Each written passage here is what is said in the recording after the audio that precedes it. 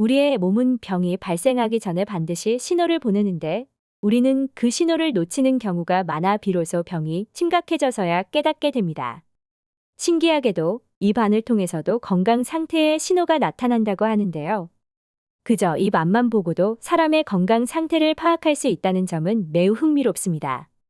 특히 혀를 관찰하면 어떤 문제가 발생하고 있는지 확인할 수 있다는 사실인데요. 그래서 준비했습니다. 혀에서 어떤 변화가 발생한다면 그것은 뇌졸중의 전조 증상일 수 있다는 것입니다.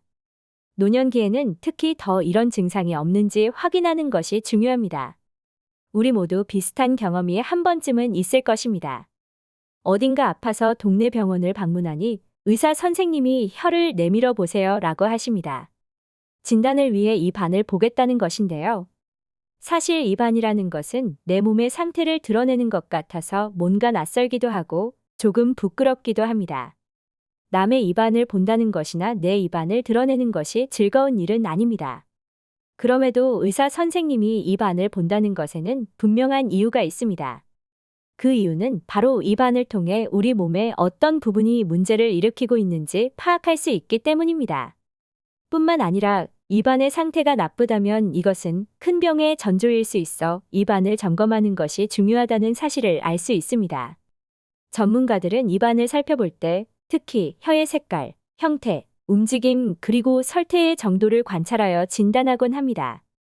혀의 앞부분은 심장과 폐의 상태를, 중간 부분은 위화관의 상태를, 그리고 목구멍 부분은 심장의 상태를 반영한다고 합니다. 그러므로 평상시에 입안에 이상이 없는지, 특히 혀의 상태를 꼼꼼히 살펴보는 것이 중요한 건강관리 방법 중 하나입니다. 특히 혀의 아래 부분이 평소와 달리 변화가 없는지 확인해 봐야 합니다. 혀의 아래 부분이 어떤 식으로 갈라져 있는지를 살펴봐야 하는데 만약 이 부분이 갈라져 있다면 이것은 단순히 혀의 문제가 아니라 다른 건강 문제의 신호일 수 있습니다. 혀가 갈라지는 것은 특히 노인들 사이에서 많이 발견되는 증상인데 혓바닥 가운데 부분이 일자로 갈라지는 현상은 소화기계 문제나 척추 문제가 있을 때도 나타난다고 합니다. 혀의 상태는 우리의 건강 상태를 반영합니다. 특히 혀 앞부분이 갈라질 경우 심장 문제를 의심해 봐야 하며 혀의 가장자리가 갈라지는 경우는 간 기능이 약해졌거나 근육이 약화되었을 가능성이 있다는 것을 알게 해줍니다. 그런데 어떤 경우에는 혀에 백태가 생깁니다. 백태가 생기면 입안에서 불쾌한 냄새를 발산하게 되고 외관상으로도 좋지 않습니다. 이 냄새는 때로는 사회생활에도 영향을 미칠 수 있습니다. 예를 들어 전에 마스크를 쓰지 않던 시절 전철에서 낡은 화장실 냄새가 계속 나는 경험이 있었습니다. 그런데 그 냄새의 원인이 옆에 앉은 사람의 입냄새였던 것이었습니다. 그 정도로 혀에 백태가 끼면 입냄새가 매우 심해집니다. 그러나 백태는 단순히 냄새 문제뿐만 아니라 건강 문제를 시사하는 신호일 수 있습니다. 특히 백태는 수분 부족, 근육의 긴장, 피로 등으로 인해 더욱 빈번하게 발생합니다. 건강한 사람의 혀는 분홍색을 띠며 백태도 거의 없습니다. 반면 건강 문제가 생겼을 때 혀에 백태가 생기며 색깔 역시 변하게 됩니다. 세균이나 곰팡이 감염, 장기적인 약물 복용으로 인한 화학 물질과 독소가 몸에 축적되면 간의 해독 기능이 약해지고 이로 인해 혀를 통해 증상이 나타나게 됩니다. 전문가들은 백태와 소화기 관련 질병과의 관련성을 지적합니다. 정상적인 혀는 백색의 설태가 적당히 끼는 반면 소화기 관련 문제가 생기면 설태가 두꺼워지며 색깔은 황색에서 회색까지 다양하게 변하게 됩니다. 또한 황색의 누런 설태가 끼는 것은 장기에 염증이 있을 때 나타나며 이런 색의 설태는 병이 심각할 때 나타나는 증상입니다. 혀의 끝이 붉은 색을 띠는 경우는 고혈압이나 심장 질환을 의심해 볼 수 있습니다. 또한 혀 중앙에 누런 설태가 두껍게 끼면 위염이나 장염과 같은 질병이 있을 가능성이 있습니다. 혀의 가장자리가 청자색이면 몸에 혈이 많다는 것을 의미하며 설태가 두꺼우면 간에 염증이 생겼을 가능성이 높다고 볼 수 있습니다. 또한 혀를 쭉 내밀 때 혀를 직선으로 내밀지 못하고 옆으로 기울어져 나온다면 경추 문제 또는 뇌졸중의 조짐이 될 수 있습니다. 혀의 한쪽에만 이상한 표면, 예를 들어 설태 같은 것이 끼어 있거나 혀가 좌우로 비대칭을 이룰 때는 주의가 필요합니다. 이런 현상들은 뇌졸중 환자에서 관찰되는 증상이기 때문입니다.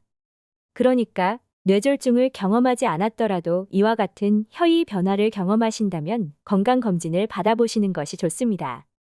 이런 증상들은 대개 뇌의 좌우 혈액 순환이 균형을 이루지 못하며 발생하는데 이는 뇌졸중의 가능성을 말합니다. 전문가들은 수면 장애를 겪는 사람들이나 감기 환자, 흡연자, 장기간 항생제나 다른 약물을 복용하는 사람들이 혀의 이상 징후를 보일 수 있다고도 합니다. 그리고 혀가 매우 부드럽고 통증이 느껴질 때는 철분이 부족해 빈혈이 발생했을 수도 있다는 것을 주의해야 합니다. 더욱이 입안에 곰팡이균이 존재하는데 이런 곰팡이균 중에 칸디다라는 종이 있어 이것이 구강 점막에 감염을 일으키면 처음에는 백태가 끼는 것으로 시작해 점차 입안이 백태로 덮이게 됩니다. 이럴 때는 병원에서 약물 치료를 받고 입을 항상 청결하게 유지하며 칫솔을 끓는 물에 소독하는 것이 중요합니다. 혀를 통해 우리 몸의 상태를 파악할 수 있다는 사실은 참 신기한데요. 물론 건강한 사람도 일시적으로 백태가 생긴 후 사라지는 경우가 있지만 심각한 백태 발생은 건강 문제의 경고 신호가 될 수 있습니다. 입안에 백태가 심하게 끼고 혓바닥이 갈라지는 증상이 있다면 건강검진을 미루지 마시는 것이 좋습니다. 그리고 백태가 입냄새의 원인이 되므로 백태를 제거해야 입냄새를 없앨 수 있습니다. 이를 위해선 충분한 수분 섭취와 평소 식생활에서 채소나 과일을 많이 섭취해 입안의 이물질을 없애는 것이 중요합니다. 또한 혀 클리너를 사용하거나 무설탕 껌을 씹는 것도 치매 분비를 촉진해 백태를 제거하는 데 도움이 됩니다. 입 안 건강은 우리가 종종 간과하기 쉬운 부분입니다. 그러나 입이 건강해야 전체적인 몸의 건강이 이루어집니다. 지금 바로 입 안 상태를 확인해 보시는 것은 어떨까요? 심각한 백태 발생은 큰 질병의 조짐일 수 있습니다. 이상으로 영상을 마치겠습니다. 다음 시간에도 유익한 영상으로 찾아뵙겠습니다. 감사합니다.